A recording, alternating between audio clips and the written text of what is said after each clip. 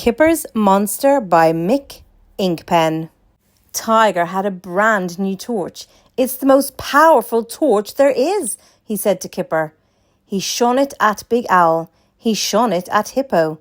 He shone it in Kipper's face. You should see it when it's dark, he said. It's really good when it's dark. He sat in Kipper's basket and pulled the blanket over his head. Come on, we can make it dark under here, he said. Under the blanket was one of Kipper's storybooks. That's another thing, said Tiger. You can read under the bedclothes with a torch like this. Kipper began to read. Deep in the middle of the dark, dark wood, there lived a horrible, horrendous, terrible, tremendous...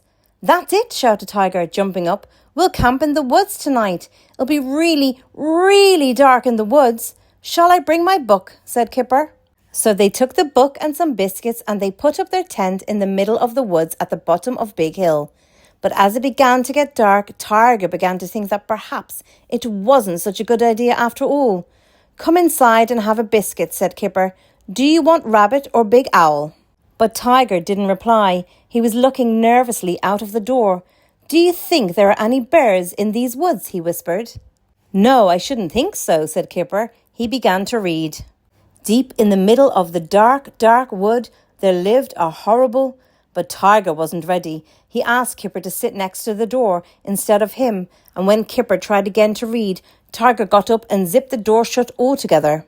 But the third time Kipper tried to read, from somewhere outside the tent there came the most terrible, tremendous, horrible, horrendous screech. What was that? Said Kipper. Tiger said nothing. Let's go and look, whispered Kipper. So they crept out of the tent and into the woods, shining Tiger's torch ahead of them. I think it came from somewhere near here, said Kipper. The torch beam lit up the enormous grey trunk of an old tree. There in the middle was a dark, dark hole. Suddenly, a huge pair of yellow eyes blinked open, and from the hole came the most terrible screech. They shrieked and ran, bumping into each other and sending the torch flying. They scrambled into the tent and lay there panting hard, listening. I think it was just an owl, whispered Kipper. Yes, it was just a silly old owl. But behind him, the shadow of something was growing on the wall of the tent. Something with horns. It's a horrible, horrendous monster, squealed Tiger. The shape on the tent grew and grew till it was looming above them. Then it slowly changed into a shape that Kipper had seen before. Kipper crept back out of the tent and walked towards the torchlight. There, caught in the beam, was a little snail.